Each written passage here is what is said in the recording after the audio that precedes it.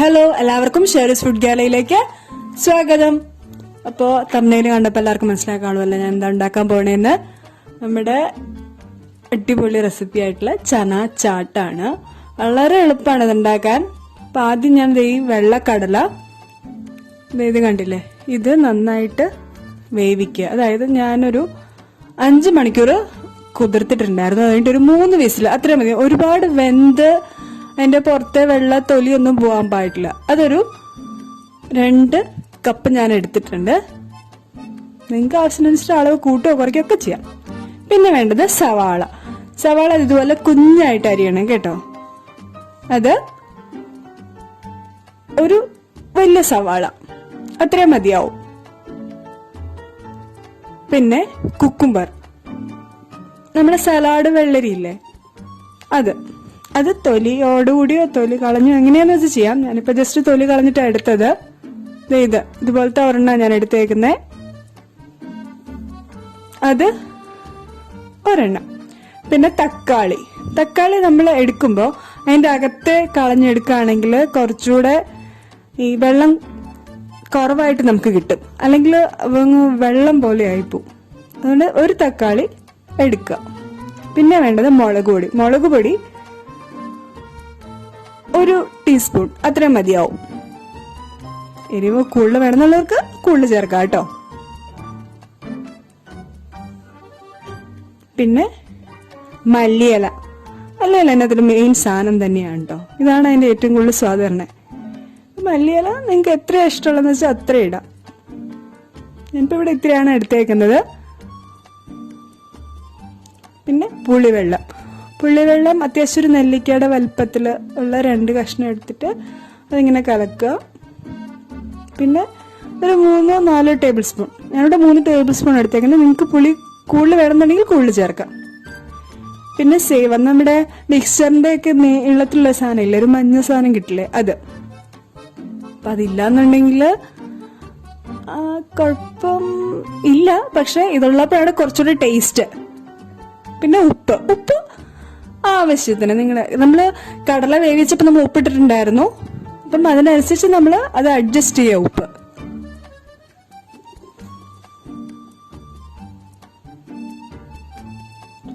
പിന്നെ ഇത് ഉണങ്ങിയ മാങ്ങ പൗഡറാണ്.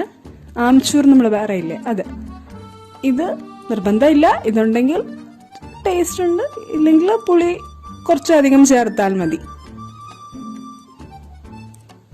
ഇനി ഒരു പാനിലേക്ക് നമ്മൾ കടല വേവിച്ച് വെച്ചിട്ട് കുറച്ച് നേരമായി. അപ്പം നമുക്കിത് ചൂടോടെ കഴിക്കുമ്പോഴാണ്, ഈ ചാട്ടൊക്കെ ചൂടോടെ കഴിക്കുമ്പോഴാണ് സുഖം അല്ലേ.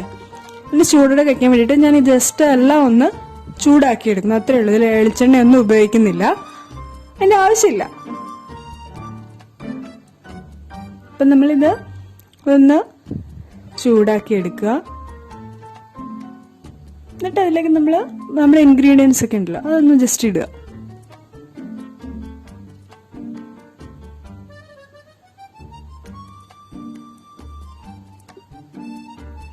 കണ്ടോ, കുറച്ച് വെള്ളം ഉണ്ടായിരുന്നു, അതൊക്കെ ഒന്ന് വറ്റുക. അതിന് ശേഷം നമുക്ക് സവാളയൊക്കെ ഇടാം. ഇതെല്ലാം നമുക്ക് വേണമെങ്കിൽ ഓഫ് ചെയ്തിട്ട് വേണമെങ്കിൽ ഇതിടാം, ഇങ്ങനെയും ചെയ്യാം. അപ്പൊ ഞാൻ സവാളയുടെ ചെറിയൊരു പച്ച സ്വാദ് വരാൻ വേണ്ടിയിട്ട് ജസ്റ്റ് ഒന്ന് ചൂടാക്കുന്നതേ ഉള്ളൂ. ഒരുപാട് നേരം ഒന്നും വെക്കണ്ട, ജസ്റ്റ് ഒരു 3 മിനിറ്റോ അത്രയൊക്കെ മതിയാവും. കുക്കുംബർ,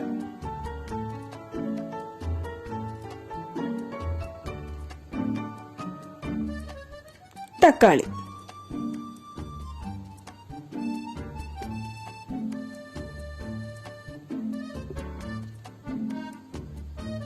നമ്മള് ഈ എന്താ പറയാ, ഈ ഉത്സവ സീസണിൽ എല്ലായിടത്തും കിട്ടുമെന്ന് എനിക്കറിയില്ല. ഇവിടെയൊക്കെ ഓച്ചിറ അമ്പലത്തെ ഉത്സവത്തിനൊക്കെ ഇത് വരാറുണ്ട്. പിന്നെ ബീച്ചിൽ പോകുമ്പോൾ നമുക്കിത് കിട്ടാറുണ്ട്. ഭയങ്കര സ്വാദാണ് അതല്ലേ. അല്ലെങ്കിൽ എന്തെങ്കിലും ഫെസ്റ്റ് ഒക്കെ നടക്കുമ്പം ഇത് കിട്ടാറുണ്ട്. ഭയങ്കര ടേസ്റ്റാണ് ഇത്. ഒന്നുമില്ല, വളരെ കുറച്ച് സാധനങ്ങളേ ഉള്ളൂ, പക്ഷെ നമ്മുടെ വിശപ്പും മാറും. നമ്മൾ ഈ പറയുന്ന ഫെസ്റ്റ് എന്നൊക്കെ പോകുമ്പോൾ ഒരുപാട് നേരം നമ്മളത് കണ്ട് ക്ഷീണിച്ചൊക്കെ വരികയായിരിക്കും. അപ്പൊ ഇതൊന്ന് കിട്ടിക്കഴിഞ്ഞാൽ നമ്മൾ ഹാപ്പിയാണ്.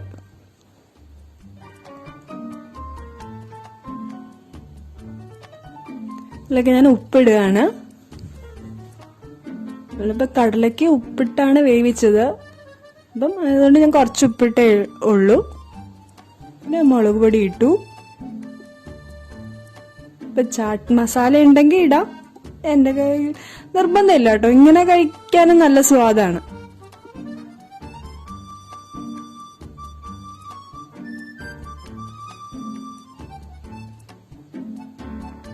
മല്ലിയില നമ്മളിങ്ങനെ ചൂടാക്കുകയാണെങ്കിൽ കുറച്ച് അവസാനം ഇടാൻ വേണമെങ്കിൽ നമുക്ക് മാറ്റി വെക്കാം. കുറച്ച് സവാളയും കുറച്ച് തക്കാളി നമുക്ക് വേണമെങ്കിൽ അവസാനം ഇടാൻ മാറ്റി വെക്കാം.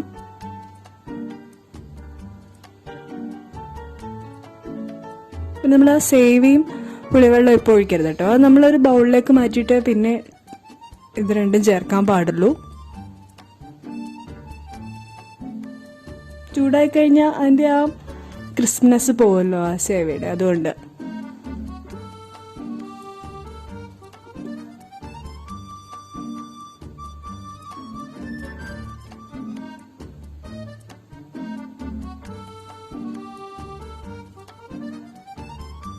ഇനി ഞാനതൊരു ബൗളിലേക്ക് മാറ്റുകയാണ്.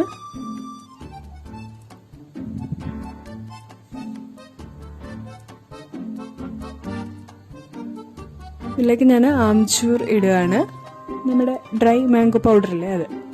പിന്നെ പുളിവെള്ളം.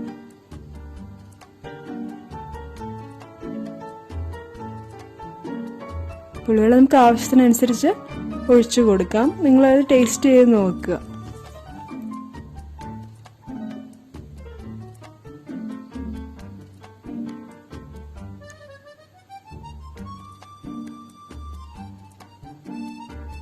ഓക്കെ, ഇനി ഇതിലേക്ക് നമുക്ക് മല്ലിയില കുറച്ചുകൂടെ ഇടാം.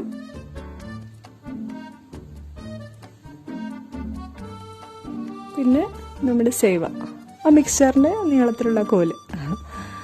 അത് എരിവില്ലാത്തതായിരിക്കും നല്ലത്.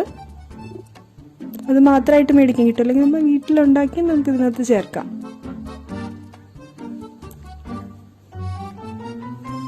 നന്നായിട്ട് ഇളക്കിയോ, അപ്പം തന്നെ കഴിക്കാൻ എല്ലാവർക്കും കൊടുക്കുക. എന്നുവെച്ചാൽ ഇത് ചൂടോടെയാണ് നല്ലത്. അപ്പം ഇങ്ങനെ കൊടുക്കുമ്പോൾ ഇതിൻ്റെ മീതെ കുറച്ച് ഇതുപോലെ ഇട്ട് കുറച്ച് മല്ലിയിലയും കൂടെ ഇട്ടിട്ട് നമുക്ക് എല്ലാവർക്കും സെർവ് ചെയ്യാം. Serve hot.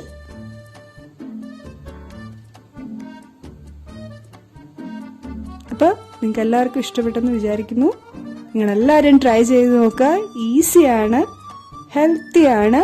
ഈ പുളിവെള്ളത്തിന് പകരം നമുക്ക് വേണമെങ്കിൽ നാരങ്ങ നീര് ചേർക്കാം കേട്ടോ. നിങ്ങളുടെ ഇഷ്ടമാണ്. ഞാൻ പറഞ്ഞില്ലേ, അവനവൻ്റെ ഇഷ്ടമാണ്. ഏത് ഫുഡിൻ്റെ അവസാനം തീരുമാനിക്കാനുള്ള അവകാശം അവനവനാണ്. നമുക്ക് നമ്മുടേതായ വ്യത്യസ്തത വരുത്താം, അപ്പോഴേ നമ്മുടെ ആവുള്ളൂ.